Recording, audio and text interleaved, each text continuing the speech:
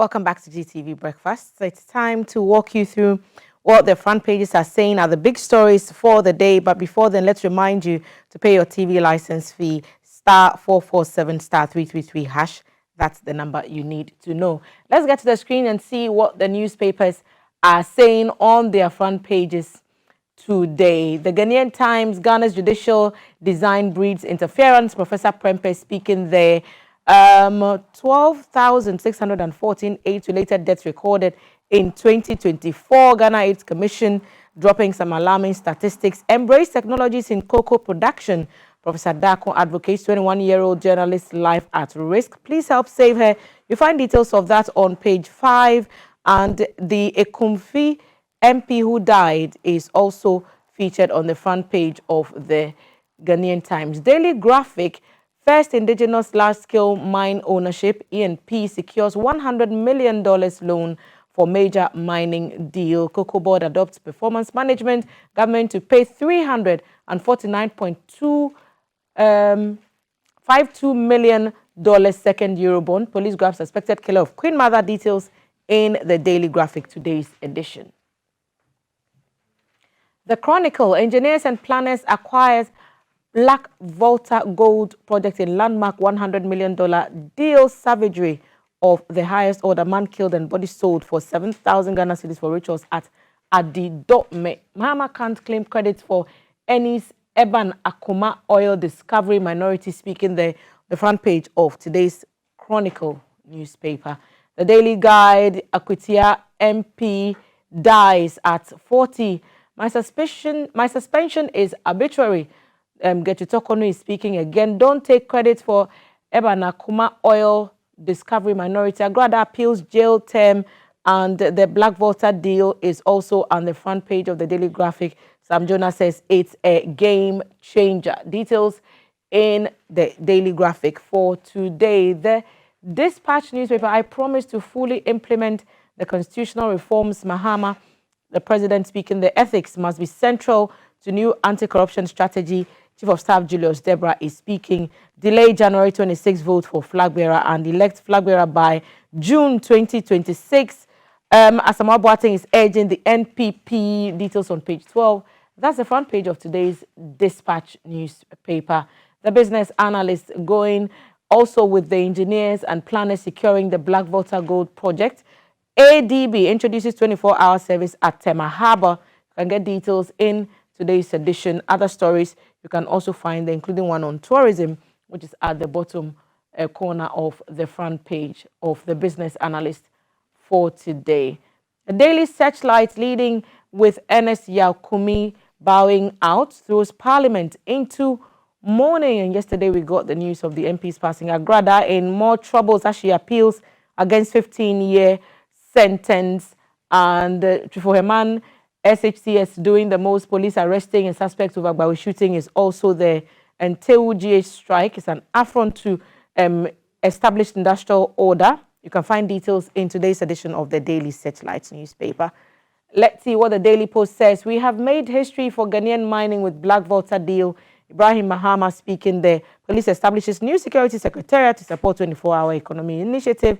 And Sam Jonah speaking on the Black Volta deal is there, as well as the Akwitia MP, Ernest Kumi, who passed away yesterday, also on the front page of the Daily Post. And that's all that we will have time to share with you by way of front pages of today's papers. When Multi-TS introduces her guests, you'll get into the details of today's conversations. We'll take a quick break. When we return, the headlines continue. Stay with us.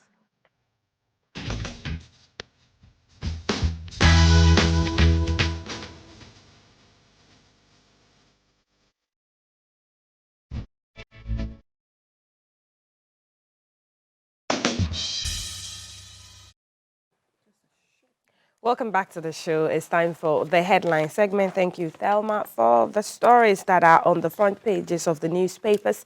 I am Multi-Saida Sadiq, and today my guest for this segment to look at the big stories are lawyer Yao Anoche Frimpong. He is a lawyer and a historian. Lawyer, good morning. Welcome back to the table. Good morning. Great to have you. Mr. Kuuku Dsane is a forensic psychiatrist specialist Hello, Mr. Dsane. Good morning. Hello, good Welcome morning. back to the And table. good morning and hello to everybody. Good to have you. The last time we met was at the launch of the 24-hour economy. Absolutely. A week ago. Yes, Absolutely. yes. Lots of stories making headlines. I would just, as we usually say, let you know that the thoughts and the views of our guests are their views and not the views of GBC. And you know that, and including your comments that you sent to us on the various topics that we will be discussing this morning. Let me begin with Mr. Dsane. Mr. Dsane, what's been on your mind this week? The week is fresh. Very fresh. But I need to rant about the 24-hour economy that was inaugurated a few days ago by the president. Right. And to say that I've also been monitoring conversations going on about it the past few days. And that I would suggest that the commentary should be aligned in a way that the people will understand it. You know, President Kwame Nkrumah said the same thing when they started the 7-year development plan, that his hope was that from the community level to the regional level up to the top, people will buy in. And it is when people buy into a project like that, that you get the synergy to do it. It's so important. And their conversation should be based on the science and methodology that will be achievable. You know, it doesn't mean that when you have a policy is going to work out. You will evaluate it periodically and go back to where it is not working, where it is working, and evaluate and let it move forward. So you look at your research. Who is doing it that is making you think you too can do it? The Chinese have done it. The British have done it. Indonesia have done it.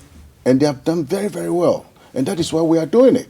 We are not doing it for the sake of politics. This is for Ghana. And therefore, we must see this as a serious business so that after your research, you collect your data from AGI, Chamber of Commerce, blah, blah, blah. Your implementation program is the biggest that I see we are looking at. Where is the money going to come from? We must look at the funding of it. And I'm happy the Bank of Ghana, the governor, is also involved in this matter. The gold that we produce should be part of the whole program. Because in Indonesia, when they got lithium, it was that propels the country. And I'm glad the president's brother, I see, is doing something with mining, Mr. Ibrahim Muhammad. Mr. Sam Jonah. Okay. Excellent. We must get our indigenous people to be part of it. Right. The government too can look at private sector businessmen who are doing very well, about 100 of them, target them, encourage them, give them money, introduce them to the banks to work. You must find people and push, make people rich in the country, and be bold about it. If you're going to worry about what the other party is going to say, forget it. Let's move and be bold and think big and get this 24-hour economy thing going and being implemented well. Being implemented well, the 24-hour economy.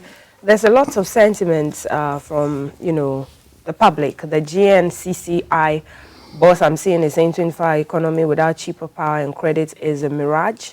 And as you mentioned, the gold deal for Mr. Sam Jonah, he is saying that it is not political favoritism, but it is merit. No one buys just because it's from a 24-hour economy, says Mark Bedu Abuaje, still the GNCCI boss. So some sentiments there about how the rollout of the 24-hour economy will go. A quick one on that before he comes in. There's a trade fair going on in Algeria in the September, I think it's the 4th to the 10th. Right.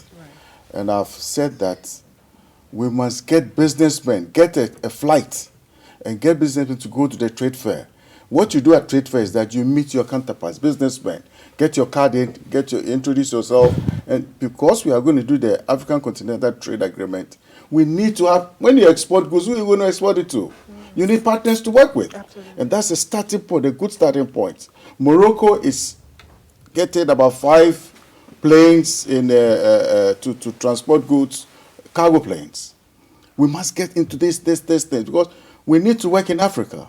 And we need to, all these goods that you want to produce, you have to send it out to people to buy for you to get the money. So these are fundamentals that it has to be pragmatism. It's not to do with talk and no. Pragmatism and practical ways of solving problems is what this 24-hour economy is all about. And the very day the president spoke about it, I started working on it. And it will work. Okay. I'm telling you, it is going to work. So we need a ready market, and you need promptness, yes, of course, and pragmatism, absolutely, for the 24 economy to be able to be rolled out, and the African continent will feel its impact. Lawyer Anochi, what's been on your mind? Yeah, what's on my mind is the fact that last week I was here before the station of the nation, and in one of the usual conversations, I made reference to the fact that Dr. Alex Kwesi Saki was a traitor who took money to betray his master, the then president of Ghana, Kwame Nkrumah. Now, about 2-3 days after that, I saw from various angles a gentleman by name Paul Adam Ochiri, who in a monologue, in my case, there was a host and then 2 other members of the panel. Right. And one of them was a leading member of the NPP, Kofi Kapito, who could have challenged me. In his case, it was a monologue. So nobody was there to add to or take from. Host and guest played at the same time, per Adam Ochiri, in which he made lots of misstatements, confused himself, except that I would need to explain to the general public, because not only did he run me down, he also discredited the Ghana Broadcasting Corporation for bringing a person like me to their studios to come and perpetrate falsehood to this whole nation. It's very unfortunate. Now, I would give him the respect he deserved, and especially acknowledge him for the fact that before running me down, he said he liked the way I always articulated my issues too, and the fact that I belong to a certain caliber. That one, I'll have to thank him. Right. After all, he's my junior many years at Commonwealth Hall. I'm a Vanda. Okay. Now let's come to academic work.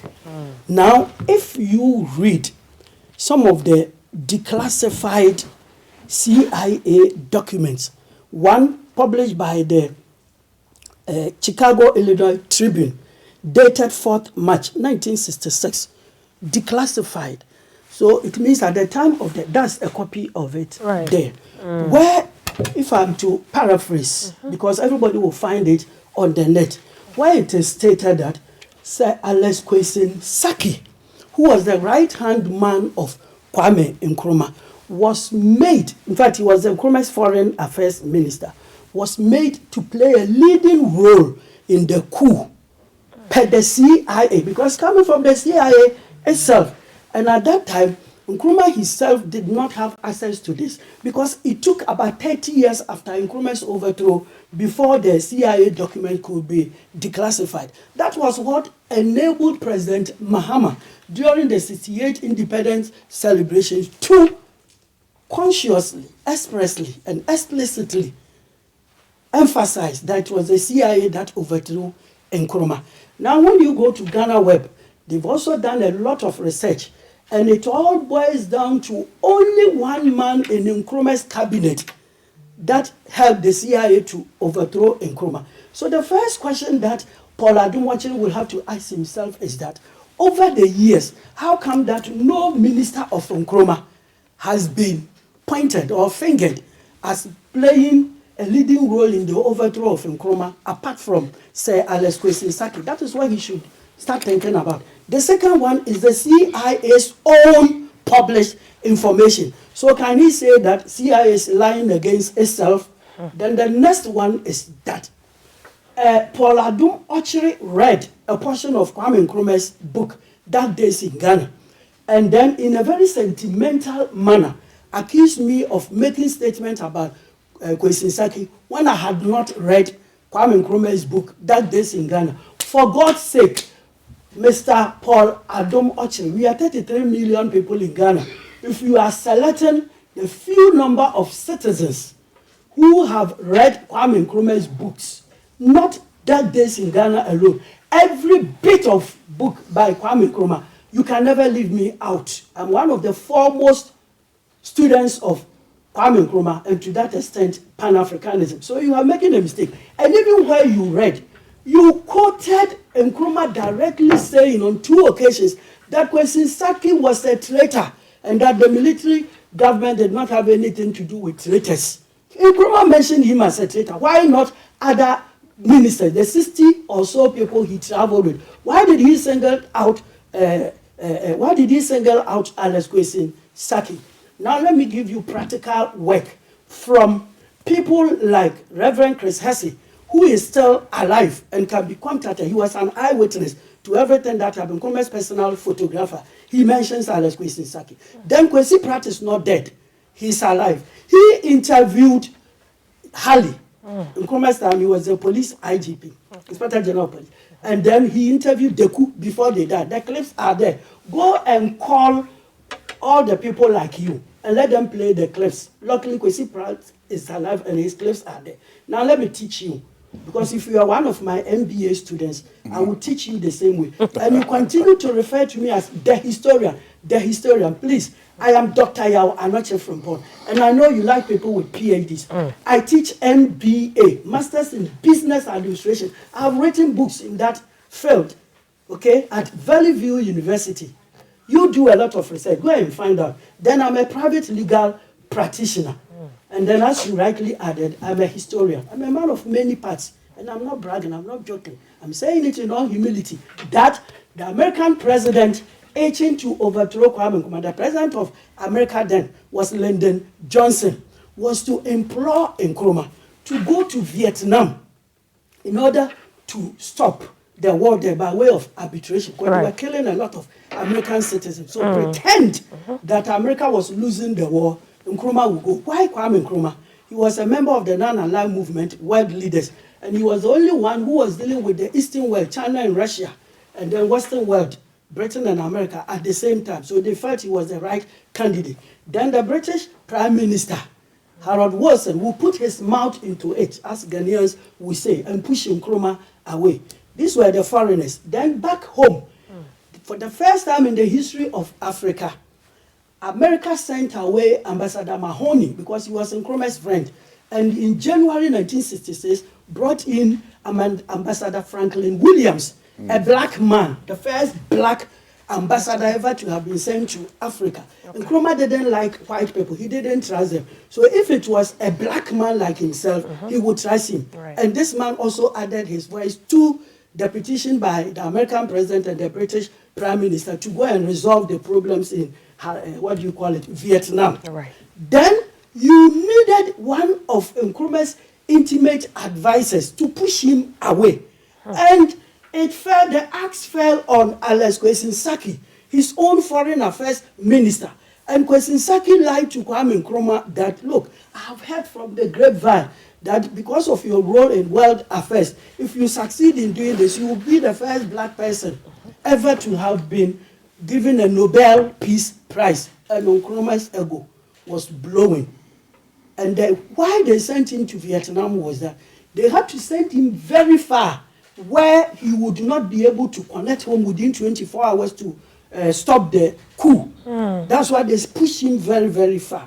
And then Kwesi Saki's role would again be that he would not attend the AU Ministers' Conference in Addis Ababa, because if he goes there, the African ministers would support him and then denounce the coup. And that will bring trouble in Ghana. So the 20 times or so that Kwame Nkrumah mentioned in the dark days in Ghana that Kwesi Saki visited the lavatory, he was only planning how to get to Accra instead of going to Addis Ababa per Nkrumah's command. And indeed he came to Accra and denounced Nkrumah openly. Then he didn't know it was just a trick. They had promised him to make him a president after Nkrumah. Okay. Now the handcuffs were waiting for him, and he was sent to Isawom. The role of General Kotoka was to go to Broadcasting House and announce that the coup has succeeded. The role of Afrifa was to go and shoot Zanlerugu and then Major Bawa, and so Major General Bawa, the army commander, because then the Chief of Defense, General Afari, had traveled out of the country. The role of General Okran was to ensure that Winneba, they felt there was an armory there to control Winneba, so that nobody will move there to counter the coup. And then the role of the two policemen, Hale and Deku, was to talk to Major General Bauer to ensure that nobody, at the time of the coup, nobody would be able to have access to Ghana's armory. Right. And it was done to perfection, and the coup succeeded. When I meet this man, Paul Adumochi, and I want to meet him here, Breakfast Show or Talking Point, or at his own station. And when I go, because I'm a lecturer, I'm giving him areas to research. This is a book, African Tightrope, by my 2 years as Nkrumah's Chief of Staff, by Major General H.T. Alexander. I'll also ask him to read White Malice, The CIA and Neo-Colonialism of Africa, by Susan Williams. And then Kwame Nkrumah, The Vision and the Tragedy, by David Rooney. And I want him to bring 100 people like himself to come and meet him, me, Anoche, and then I will let them know that there is no evidence whatsoever to the effect that Kwesi Saki didn't play any role in Nkrumah's overthrow, but that there is copious evidence by white people themselves that Kwesi Saki was a traitor, a betrayer. And that was why in 1979, when all the Nkrumahs grouped under People's National Party, and then anti-Nkrumahs regrouped under Popular Front Party, Vito Wisu, Kwesi Saki, like a bat, couldn't go the Nkrumah side because he had betrayed Kwame Nkrumah, and he couldn't go the anti-Nkrumah side because they rejected him after betraying his master.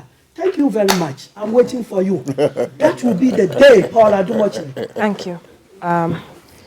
Lawyer Yao Anoche Frimpong is a legal practitioner, a doctor, That's a lecturer. Fire for fire, I call it. Mr. Kuuku Dsane, and he's, told us what's on his mind this morning and has been on his mind the whole week. I'd like us to move on now. We're live on GTV Ghana on Facebook. We're streaming there. You can watch us there, our YouTube as well, the GBC Ghana. Let us know what your thoughts and your comments are. Unfortunate news hit us from Parliament yesterday. The Member of Parliament for Akwetia, Mr. Ernest Kumi, representing the New Patriotic Party, who was reported dead. And according to sources, Mr. Kumi died yesterday. He's said to have died of a cardiac attack. Mr. Kumi, a first-time MP on the ticket of the MPP, had recently been at the center of a high-profile legal battle over his parliamentary legitimacy. And his sudden death comes just weeks after the Supreme Court overturned his contempt conviction related to the disputed 2024 parliamentary election results.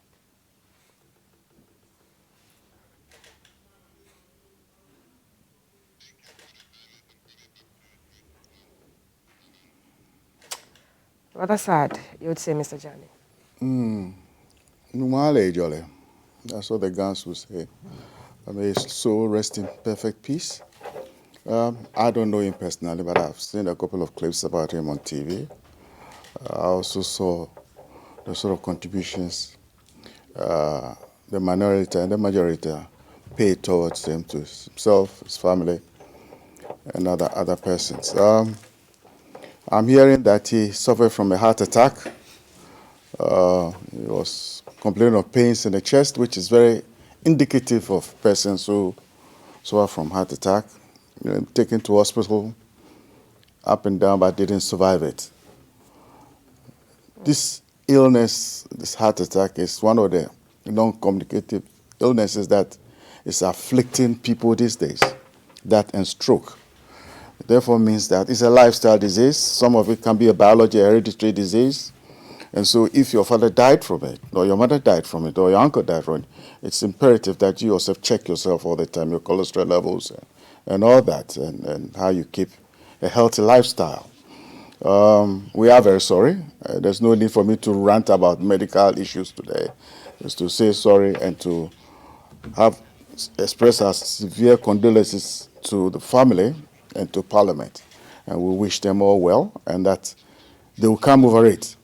Death like that is like a thief that comes to your house in the middle of the night to take things away from you. It can be very, very painful. But with time, they will get over it. We wish them well. I'll come to you, Lawyer Anoche, for your thoughts, but I want us to go to the phone and speak to MP for Tafo, Honorable Echo Vincent Asefua. He's a member of parliament for Old Tafo. Hello, Honorable. Do we have you on the line? Appears that, unfortunately, our phone lines are giving us trouble this morning. We will definitely try and reconnect with the Honorable Echo Vincent Asifua to get how the mood was in Parliament when they received the news, the first time MP and all the legal issues. Lawyer Anoche, the legal issue against the MP and the overturning by the Supreme Court, some of these things, how much of a bearing can it have on a person's health status? Legal issues have always got a serious bearing on all the stakeholders. You see, as I talk, my friend... Let me hold your thoughts so that we'll go to the phone lines. We don't lose him again, and I'll come back to you, Lawyer Anoche Frimpong. Good morning, Honorable Echo Vincent Asifua. Thank you so much for the time on the show. Where were you when you received the news yesterday of the passing of the Honorable MP? Well, good morning, and good morning to your cherished viewers and your panelists in the studio. So I have been out for about 3 weeks. I traveled out and I came on Saturday. And this is a very good friend of mine. We all entered the law school at the same time. And even when I was away, once in a while we will have a small chat as to whether things are going on well in Ghana, especially with respect to Parliament. So on Monday morning, I didn't wake up early. I woke up around 9:30 because I did not sleep early the previous day.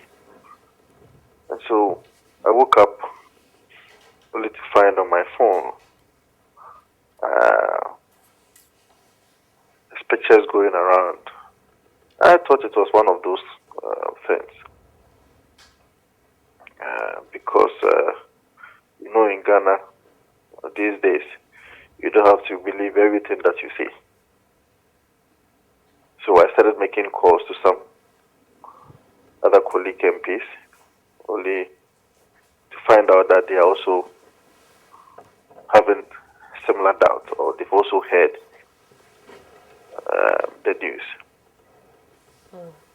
We were struggling to believe it because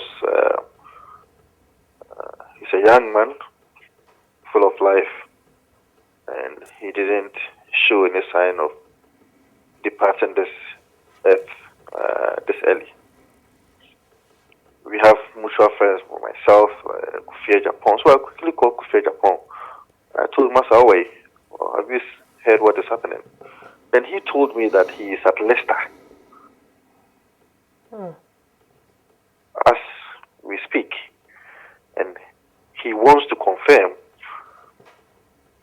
And he is even there with my other colleague, MP, Kole Sadomaku Mesa, and Eric, a J of the NDC, who is also a mutual friend.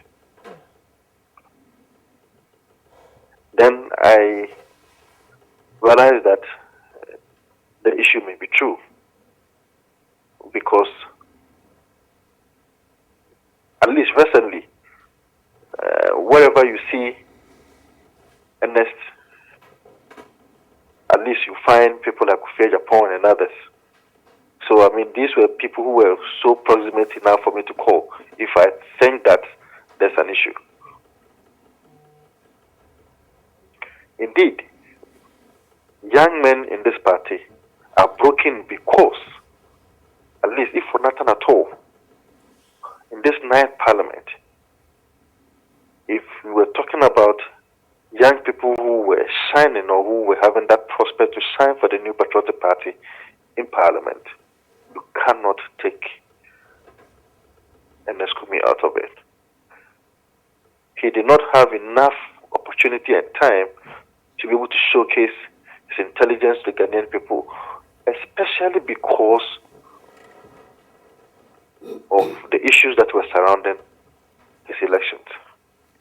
Now that we thought that things had settled, and so he could now represent the people of Akwatia freely, we are hearing this bad news. I don't know why. I feel that it is possible we may be called very soon to be told that my brother is alive. There are a lot of lessons that we have to take from this. Yesterday on one of our platforms, I saw one of the MPs advising. I mean, even though once in a while we see some of these advices here and there, especially with respect to the kind of job that we are doing, there's no mercy for the Member of Parliament. There seems to be this perception that we MP are okay. You are not able to tell your difficulties and your issues to anybody because everybody is coming to you with these problems. And so even when our brother was going through a lot, even when visibly you could see a struggling Enescome, he still had to push through life. I hope that the lesson that some of us are getting from this, yes, we have to serve our country, but without a life, you cannot serve your country. I know that Neskumi is a gallant soldier. I know that the Neskumi is a young Democrat. I know that the Neskumi believe in this country. Believe in the people of Akotia. I know that he wanted to give his best to this country.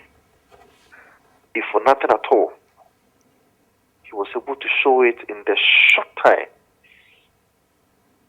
that he spent in the House of Parliament. Okay. May Ghana never forget him. May the youth of this country never forget him. May the youth of this country learn from the perseverance that he has shown. When in 2020, myself and him decided that we will enter Parliament, I was able to enter, he was not able to enter. But decided that, be that as it may, he will try the next time and take the seat for the New Patriotic Party, which he was able to persevere and do. Right. Only for him to achieve this feat and spend only 6 months in the House. Yesterday when I got to the House, I had to turn to where my brother ordinarily would be sitting, only for me to see a red band. It can happen to anybody. We pray that the Almighty God will accept him in his bosom. All his weaknesses and iniquities is human.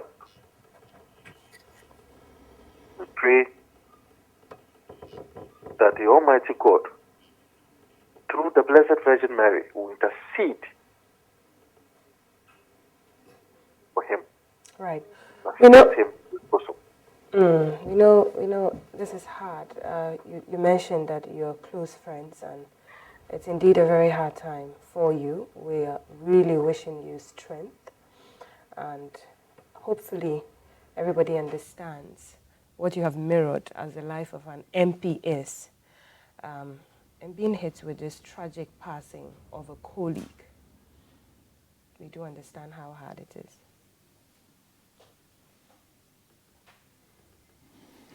Thank you so much for speaking with us. We'll definitely try and reconnect with you. We've been speaking to the Honourable MP for Old Tafo, Echo Vincent Asefua, who's old friends with Ernest Kumi, who's passed on. The Equitia MP had a cardiac attack just, a few months ago, or a month ago. The Supreme Court overturned the conviction about his bid for Parliament, or his bid for that Akwitia seat to go into Parliament. Unfortunately, yesterday we had the sad news of his passing through a cardiac attack. And we wish the family, the friends, and all the members of Parliament, the MPP fraternity, condolences and strength in this very difficult time. Yes, Lawyer Noche, you were mentioning. Well, first of all, let me commend GBC for bringing in Asifwa. I always like the way he talks. He's a perfect gentleman. He articulates very well. Now, you were asking about the effect of litigation on us. First of all, the judge in the night might not be sleeping. He's writing judgments. A very strenuous job for a judge. Then two, the lawyer, who does not know what the other lawyer is going to say the following day, is also not sleeping in the night. Then the litigant also doesn't know the outcome of his case. So when it comes to litigation, don't tell me that the judge likes it, the lawyers like it, and then litigants also like it.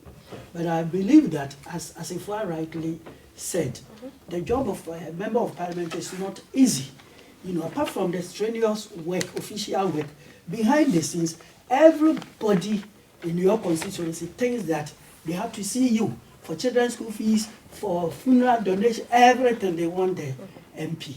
And I don't want to belabor the point. What I would suggest is that with certain professions, virtually the entire civil service, the police, and then MPs, ministers, judges, I believe that there should be a compulsory quarterly medical checkup for them. Because if you do not have a third eye, you always think you are fit until you are dead, and the doctor tells you that about 6 months ago, this was what was developing in your body. So there should be a compulsory medical checkup, even where you are sitting. You don't know whether a word from your mouth will bring you a problem because you are talking to the whole world. And why not having a pressure or a heart problem of some sort? That is what I will say. And for the family, I will say it is sad, but they should cheer up, because God, after throwing down Lucifer to this earth, he had committed sin. And once you have committed sin and you are cursed, you will die one day. And that curse affected the earth. But God wanted to take off Adam and Eve, and I believe the entire humanity, from it, so they would not experience that. That was why he showed them a particular tree, that the day you eat it, you become a disobedient fellow just as the devil, and you will also die. When you don't go near it, you will live forever. Unfortunately, man decided to eat it. From that day, I can say that everybody will have to experience death. So even though it is sad, it is something that will occur to all of us. Absolutely. And they should cheer up and have their hope and confidence that one day we will all rise up again and meet our Father face to face. Absolutely. Where there will be life forever. Eternal life. Thank you so much, Lawyer Noche Frimpong. I want us to move to this issue of the police who have arrested a 21-year-old in connection with a fatal shooting of the Queen Mother at Bawe. Now, there's been a lot of gun violence in this week. Yesterday, there were issues of festivals where stray bullets killed a young girl in Bimbila during the fire festival. And now a 21-year-old man has been arrested by the Accra Regional Police Command as a key suspect in a fatal shooting incident that occurred at Bawe in Accra during a naming ceremony. At the press briefing yesterday, the police stated that the suspect, identified as Gilbert Awini, an Okada rider, was arrested at his hideout in Asokore for firing the shot that resulted in the death of Queen Mother Pearl Na Dodua Whitaker and injuring another victim. Let's bring you that.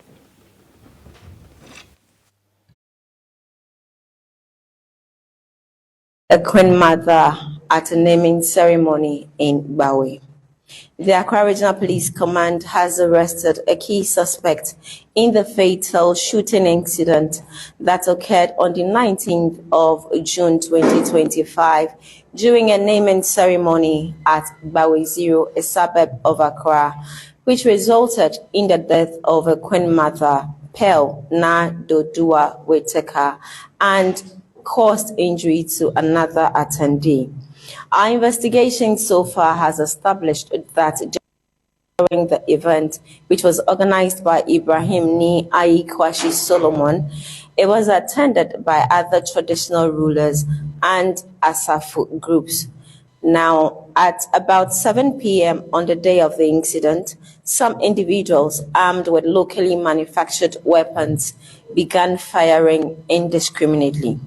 One of the shooters, later identified as Gilbert Awuni alias Starboy, allegedly aimed and fired his weapon at close range, striking Pearl Na Doduawi Tekare, 33-year-old queen mother of Papase, killing her instantly. Another victim, Priscilla Na Ayele, who is 38 years and a trader, was also shot in the chest and is on admission at the University of Ghana Medical Center, thankfully in a stable condition. Further details has established that the suspects had consumed sobolo, which we suspect was laced with some narcotic substances at the ceremony before the incident happened.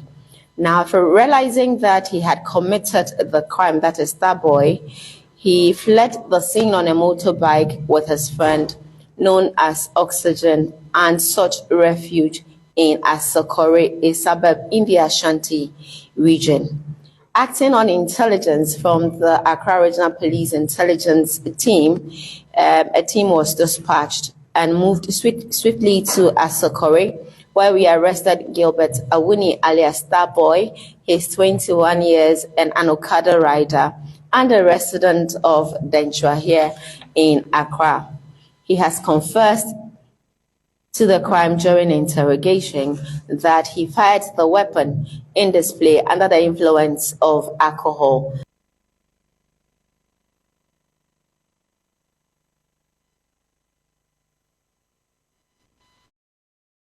Press conference by the Regional Police Command. Let's go to the phone lines now and speak to security analyst, Mr. Adam Spooner, to gauge his thoughts on this. Good morning, sir. Welcome to the show.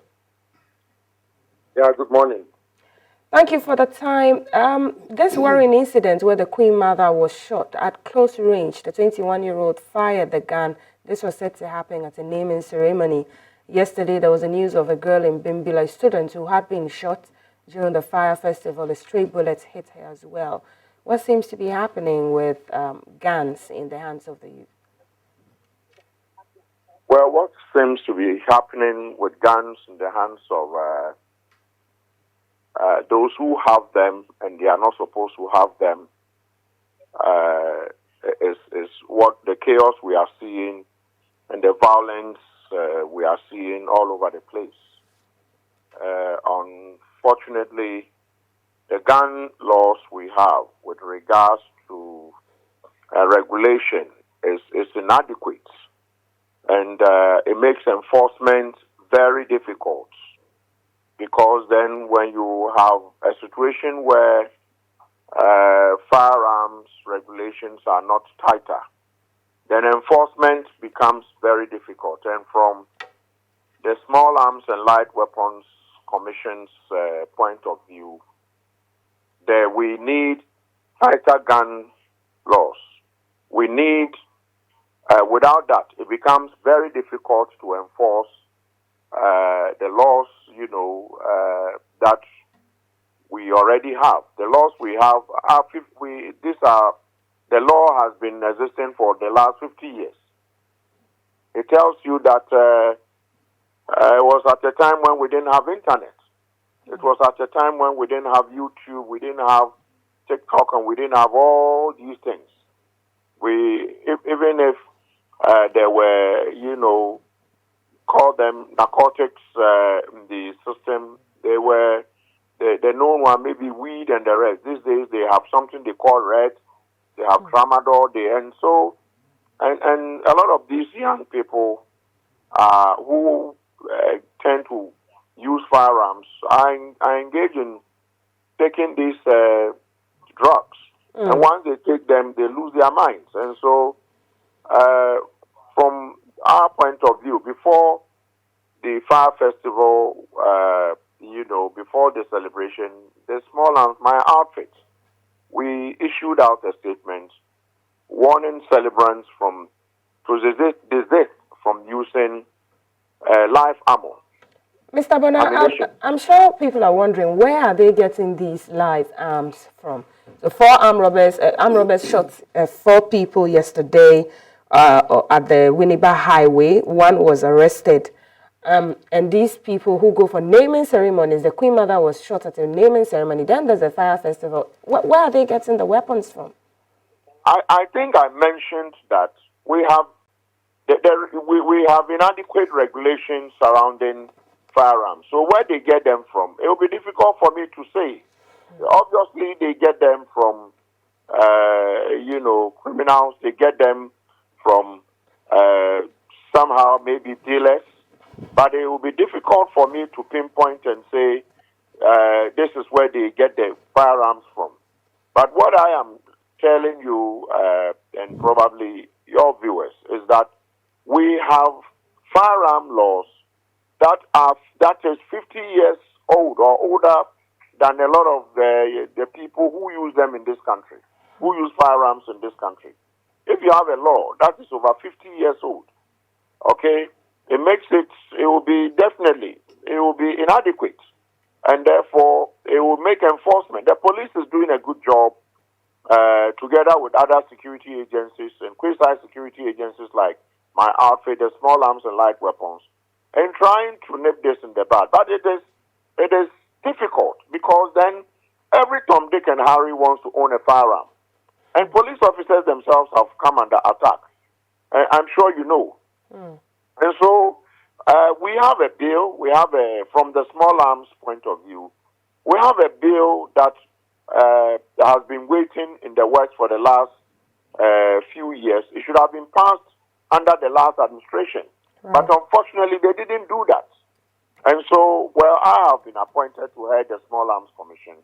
And we are working assiduously together with the Minister of Interior and other sector agencies to get the law passed. When the law is passed, you see, you cannot enforce something that you are not regulating. It's difficult for you to enforce anything you don't regulate. At the moment, the country doesn't even have a control list. We have signed treaties, international treaties, that the Small Arms and Light Weapons Commission must implement. But we have not domesticated it as a country. And this should have been domesticated about 3-4 years ago. I served on the Small Arms and Light Weapons Board on behalf of CSOs in the last administration. We pushed. But the bill was never sent to Cabinet for it to be sent to Parliament to be passed. And once you are not controlling it, these days, a lot of the young people are putting, various chemicals together and producing IEDs, improvised explosive devices. And that is dangerous. Yes. And exploding them during festivals. And most of these guys who are holding these weapons are amateur. They don't know how to handle weapons. They use them anyhow. You cannot give a weapon to someone who has not been trained to handle the weapon. But at the moment, our laws, we don't have laws that says people should be trained in handling weapons. Right. We don't have, the laws we have, literally, like I'm saying, is inadequate. But fortunately, if you listen to the president in his first State of the Nation's address, he mentioned we were going to have tighter gun regulations. My minister, Honorable Muntaka Mubarak, Minister of the Interior, we have the bill that is with him now. It's undergoing review. There's going to be a retreat on that, and hopefully the bill will be passed according to the minister. He will push it and make sure it is passed as soon as possible. Until then, it becomes very difficult because, all of us have become endangered species in our own country because you have firearms in the hands of people shooting people left and right center, which is something that I'm sure that when the law is passed and there is adequate regulation, enforcement then becomes something that the police would be able to do easily. In the past, we used to have people, all manner of persons involved in narcotics and the rest. Now you see the narcotics authority going after these people, because we have a regulation that says when you do it, this person should come under you, and there is enough regulations governing narcotics. But we don't have enough regulations governing firearms, which is so dangerous. Okay. I can tell you that my outfit traced a weapon that got arrested in Ghana, and this weapon have moved from 16 countries to Ghana. 16 countries. One AK-47 moved from 16 countries to Ghana. A weapon got traced from America, ended in Ghana, and by the time we could say Jack, the weapon was back in America. So these are the things. Wow. Yes, and this is just a tip of the iceberg. Right. And you see, it is something that I'm sure that in the next few years, in the next few months, once the regulation is passed, these things, the lamentation will stop, because without regulation, it becomes difficult. It becomes difficult. Like Okay. It becomes difficult to enforce any law surround. The police is doing it best. Other security agencies are doing their best. The Small Arms Commission, we can continue to engage. But the point is that without adequate regulation, you can't blame it. It becomes difficult. So it is a responsibility that all of us must take. But fortunately, the current administration is doing something about getting the law passed. Once we have the bill passed into law, I believe that gradually we are going to deal with this canker that is facing us in this country. All right. Thank you so much for speaking to us and making the time. We've been speaking to Mr. Adams Bona Kajiri. He's the Executive Secretary of the National Commission on Small Arms and Light Weapons, gauging his thoughts on a Queen mother in Bawe who lost her life when a 21-year-old fired a gun and she was hit. Another victim is in the hospital receiving treatment. Yesterday, some armed robbers also attacked a passenger vehicle on the Winneba Highway and shot 4 people. A young girl also lost her life in Bimbla. And Mr. Adam Bona is saying tighter regulations, the bill in Parliament, hopefully if it is passed, it will help the Small Arms Commission be able to regulate better the guns that move around in the wrong hands. Mr. Kuuku Dsane. Right. So whilst we wait for the bill and regulations and all that needs to be done, what do we do now? The bill will not be passed tomorrow. What do we do now? Our Homowa Festival is coming for the guns. And it seems to me that it's when this excitement and other public events happen that we hear a lot of guns being shot. Those who do it listen to the chiefs a lot. And it is up to the chiefs to tell them, look, this time no guns. So that's where you start from. The chiefs must be instructed. They must be advised. The police can advise them. Send leaflets to them. Mr. Dsane, there are designated people to fire these traditional guns, aren't they? Yes. So not just anybody can fire a gun at a festival. That's right. Okay. But you also find that the use of alcohol, the use of narcotics, that's send them into a state of frenzy, and they get overexcited. And then these things do happen.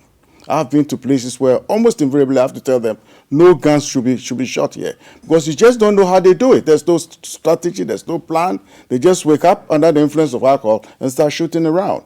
So the chiefs should be telling them. Messages should be sent to the House of Chiefs that they should advise even their sub-chiefs to tell those boys around them that, look, behave. And no guns should be used for a little while, because it's getting a bit too much for all of us now. Yeah? Yes. It's getting a bit too much for all of us.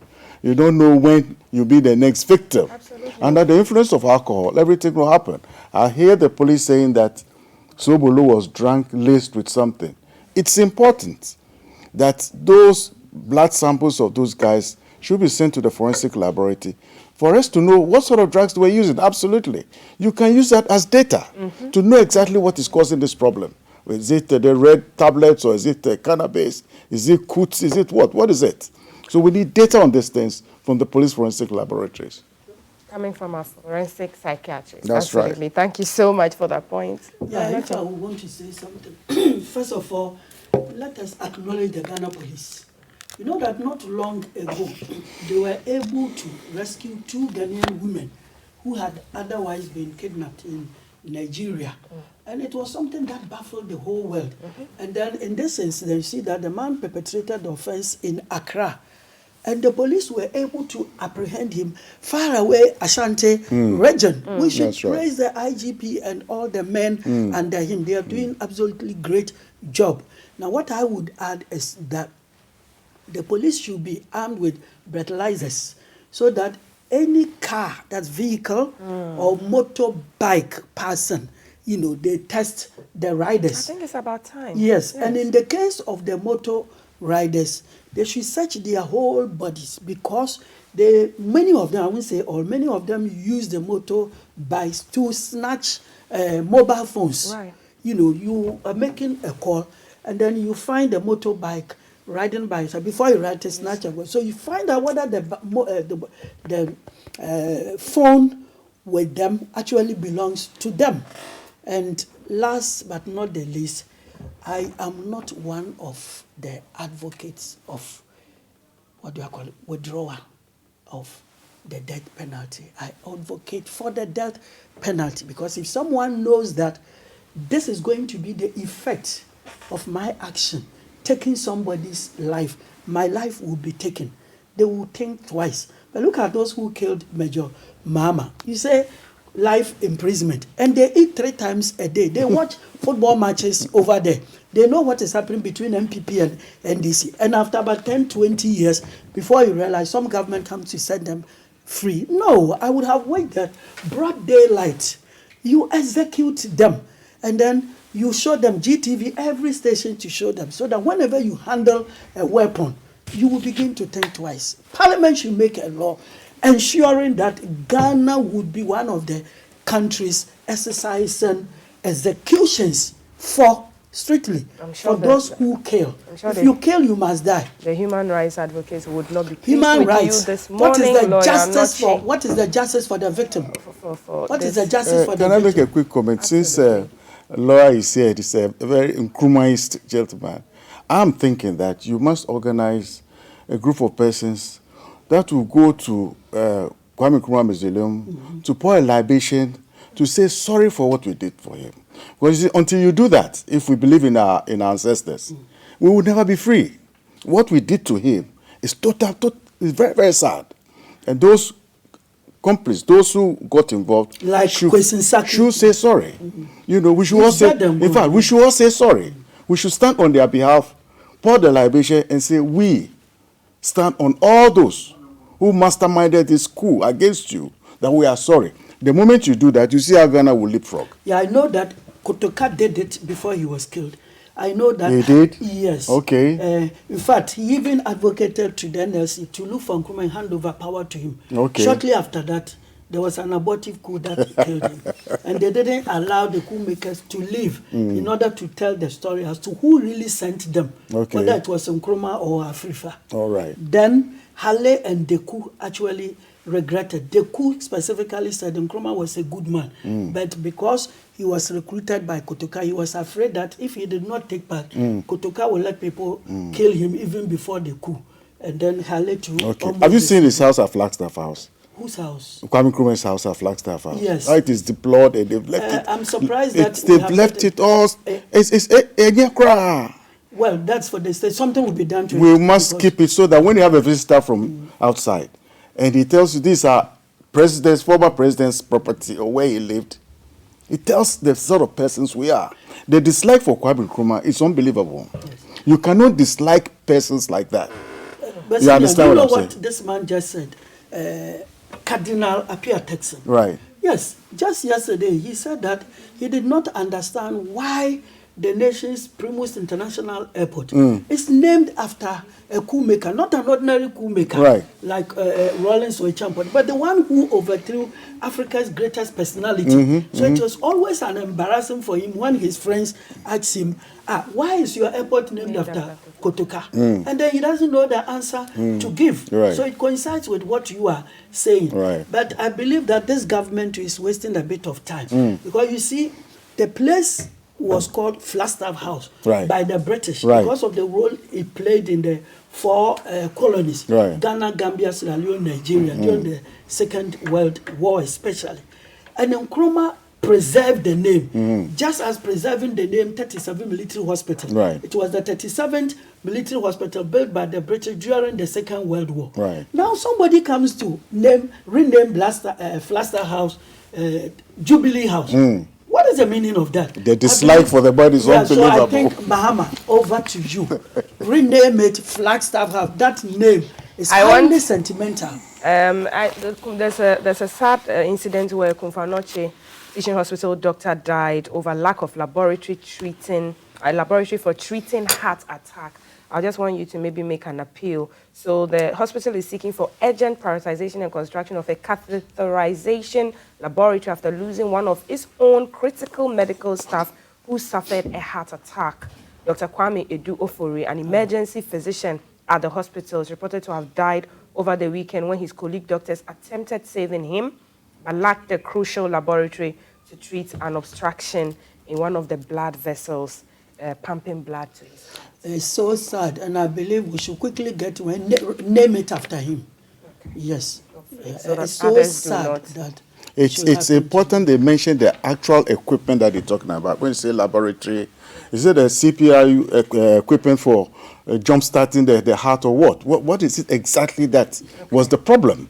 You understand? And until we know that, we are in a maze. So tell us the equipment that was lacking or the laboratory test that was lacking, and then we know how to zoom into it. Absolutely. Hopefully we hear from Kumfanoche Teaching Hospital with all the details concerning the passing of one of their critical medical staff due to lack of critical equipment or hospital facilities that since President Atamils left, not many medical equipments have been brought to Kolebu, for example. It's terrible. Go to the AAE department. The Tamale Teaching Hospital is not having correct its own at all. share as well, and it's been on the vein of social media discussions about how the hospital is running. People are losing their lives. That's it for the headline segment, expertly discussed by my panel this morning. I've been sitting with lawyer Yao Anochi Frimpong. He is a lawyer and a historian. Thank you so much, lawyer, for making privilege the to meet time. him. Privilege to meet him. Privilege to meet him. John Kuuku Dsane, forensic psychiatrist specialist. Always a pleasure having you, gentlemen. I am Altiti Saida Sadek. Up next, there's a conversation that you do not want to miss. Thomas is bringing that to you. Locked, loaded, and lawless. The small arms problem in Ghana. Mutari Mumuni Mukhtar, Executive Director for West Africa Center for Counter-Extremism, will be here with us. Thank you.